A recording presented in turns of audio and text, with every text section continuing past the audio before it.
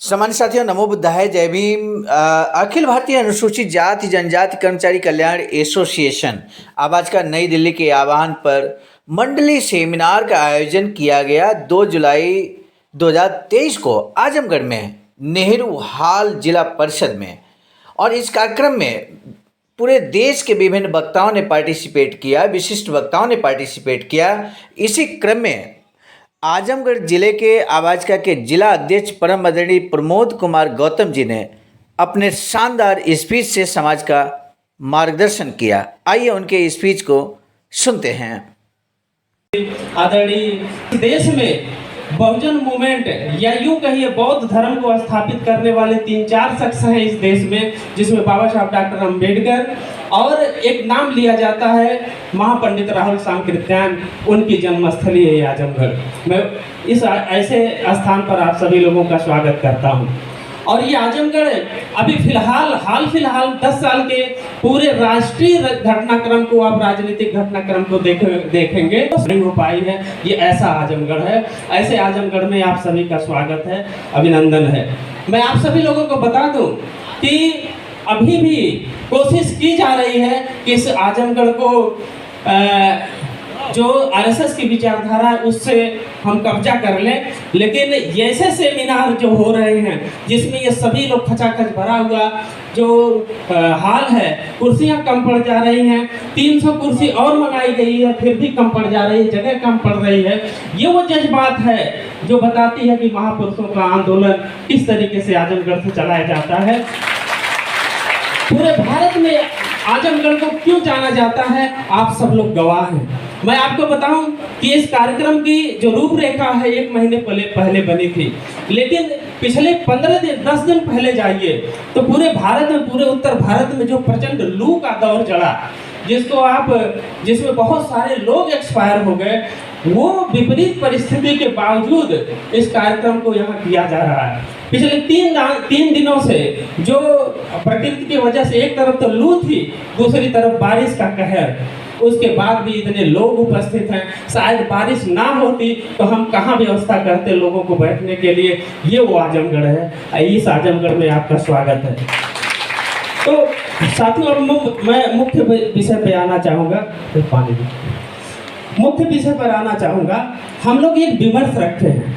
हम लोग ये जानते हैं कि भारत के राजनीतिक परिदृश्य और तमाम सारी चीज़ों में क्या चल रहा है। आप सभी लोगों को अवगत कराएं कि पिछले 26 तारीख को हमारे छत्रपति साहू जी महाराज की जयंती थी और बाबा साहब डॉक्टर अम्बेडकर उनसे बहुत सीखे हैं। आप जब भारतीय संविधान को पढ़ेंगे, उसको समझने का प्रयास करेंगे, बाबा साहब डॉक्टर अम्बेडकर के व्यक्तित्व और कृतित्व पर गहरा दृष्टिपात करेंगे, तब आपको पता चलेगा कि उसी के साथ है जब छत्रपति साहू जी महाराज को जब आप कोरिलेट करेंगे, तब पता चलेगा कि किस तरीके से छत्रपति साहू जी महाराज का बाबा साहब के व्यक्तित्व और कृतित्व पर छाप थी।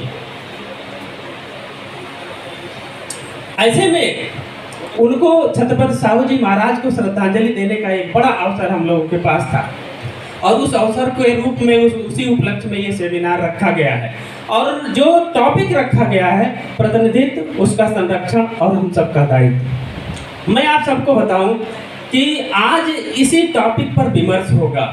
हमारे बहुत सारे संगठन के बहुत सारे प्रकांड विद्वान हैं जो संक्षेप में इस पर बात रखेंगे। सर बहुत अच्छे मर्मज्ञ हैं, इस बारे में आपको बात रखेंगे। साथ ही साथ मैं आप सभी लोगों को बताऊं कि आज जो दौर चल रहा है, हम सभी लोग, जितने लोग यहाँ बैठे हुए हैं, सभी लोग प्रबुद्ध वर्ग के लोग हैं और जो बहुजन मूवमेंट चला रहे हैं वो सब लोग प्रबुद्ध वर्ग के लोग हैं। जो भी डॉक्टर, मास्टर, इंजीनियर, प्रोफेसर या जो कोई पढ़ा लिखा हुआ है समाज का, सभी लोग प्रबुद्ध वर्ग के लोग हैं। साथियों, हम सब लोग आज उस दौर से बाहर निकले हैं जब हमारे साथ जुल्म, जाति, अत्याचार होता था और वो अमानवीय होता था और धड़ल्ले से होता था। आज भी है बदलते स्वरूप में, लेकिन उसका जो प्रभाव है वो इस तरीके से है कि सामने नहीं कहा जाता है। आज आपके पास संविधान है, संविधान में बहुत सारी ऐसी धाराएं हैं जो आपको प्रोटेक्ट करती हैं, आपके मौलिक अधिकार हैं। अब मैं आपको बताऊं मैं आपको बताऊं कि हम सभी को ये प्रतिनिधित्व मिला कहां से है। आप 26 जनवरी 1950 से पहले जाइए तो आपके पास उस 26 जनवरी 1950 का एक डेट है, और उसके पहले अपने जीवन को देखिए, और 26 जनवरी 1950 के बाद के डेट को देखिए।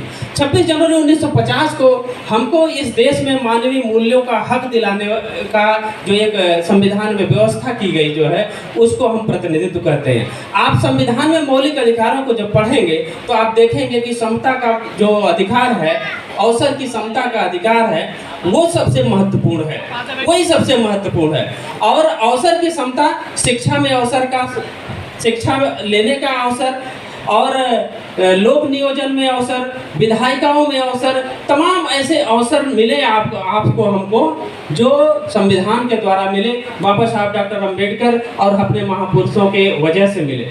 अब ये बात है कि क्या इस समय जब हम सभी लोग इस दौर में हैं तो क्या उन अवसरों को खत्म होते हम देख सकते हैं?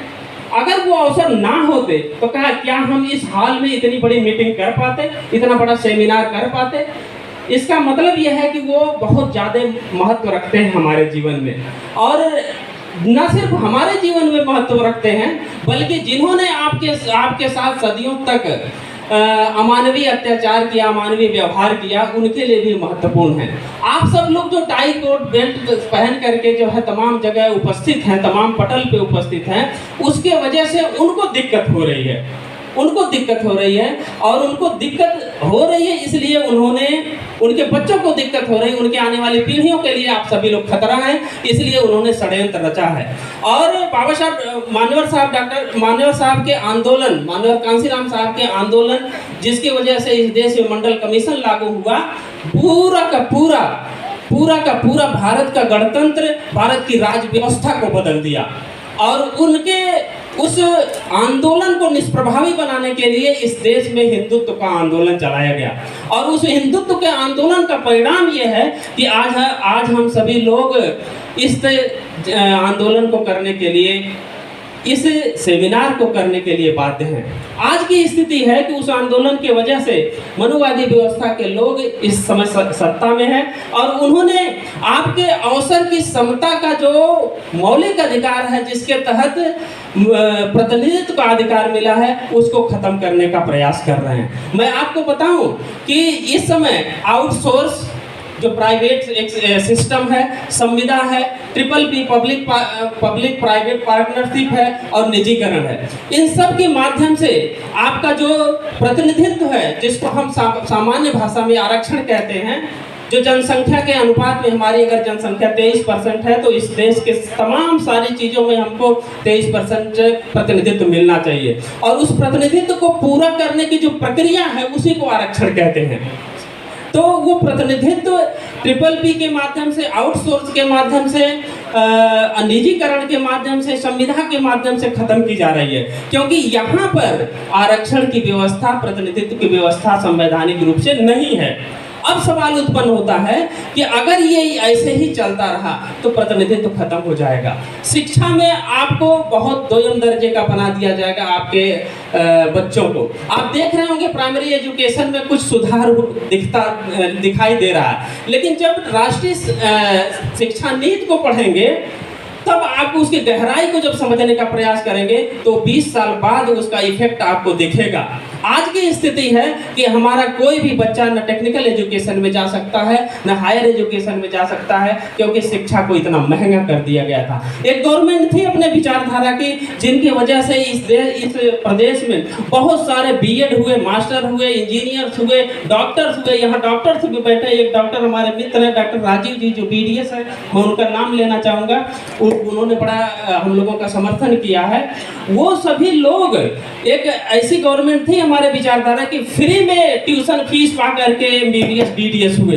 वो दौर चला गया तो हमारे बच्चे कहाँ जाएंगे? जो प्रतिनिधित्व खत्म किया जा रहा है, इसी पर विमर्श है कि अगर हम इसको नहीं समझेंगे, अगर इसकी महत्ता को नहीं समझेंगे और इसको बचाने के लिए रास्ते क्या हो सकते हैं, राजनीतिक रास्ते क्या हो सकते हैं, संवैधानिक रास्ते क्या हो सकते हैं या सामाजिक रास्ते क्या होते हैं, इस पर विमर्श है। हम सभी लोगों से चाहेंगे कि लगभग 5 बजे तक आप सभी लोग समय दें। समय आप लोग रोज देते हैं कहीं न कहीं। आज छत्रपति साहू जी महाराज की जयंती के अवसर पर आप सभी लोग समय दें, जरूर कुछ न कुछ मिलेगा। ऐसा नहीं है कि आपका समय जाया जाएगा। इन्हीं बातों के साथ कि आप सभी लोग यहाँ इस विमर्श में शामिल रहेंगे। वक्तागण तो हमारे यहाँ बहुत हैं, बहुत सारे लोग हैं, लेकिन मैं ये चाहूँगा कि समय की बाध्यता को देखते हुए आप सभी लोग सारगर्भित बात रखने का प्रयास करेंगे। साथ ही साथ जो हमारे सांस्कृतिक जत्था के लोग हैं, आप लोगों को भी संक्षिप्त मौका दिया जाएगा। लेकिन अगर कहीं से बात रखने, क्योंकि महत्वपूर्ण पहलू पे बात हो रही है, समय भी कम है, अगर कहीं से बात ज़्यादा बढ़ गई, महत्वपूर्ण बात जो मुख्य विषय की बात है, और उस बीच आपको समय नहीं मिल पाया, तो उसके लिए मैं पहले से क्षमा प्रार्थी हूँ। लेकिन प्रयास जरूर किया जाएगा कि आपका भी सम्मान हो। क्योंकि कभी अभी मैं एक चीज़ बता दूँ, हमारे जिलाध्यक्ष मऊ जो मिशनरी तो हैं, उसमें कहने की कोई बात नहीं। 700 दोहे महापुरुषों के विचारधारा पर लिख करके प्रियदर्शी सब सही स्थापित किए हैं, और उनके आज उनके बुक का भी विमोचन नहीं है, लेकिन उनको भी उसमें से कुछ अंश को हम सभी लोग सुनेंगे। बहुत बहुत साधुवाद आपका। आप सभी लोग यहाँ उपस्थित रहें, सुनते रहें। और भी साथी जो हमारे हैं, मैं उनका भी सम्मान करता हूँ। हमारे एक साथी प्रकाश लाल सोनकर जी हैं, उनका भी सम्मान है। उन लोगों ने बहुत मेहनत किया है। मैं जिनका नाम नहीं ले पा रहा, मैं सबको जानता हूँ। हमारे जिले के ही सब लोग हमको जानते हैं, लेकिन सभी का नाम लेना संभव नहीं है। मैं क्षमा प्रार्थी हूँ। साधुवाद। नमो बुद्धाय। जय भीम।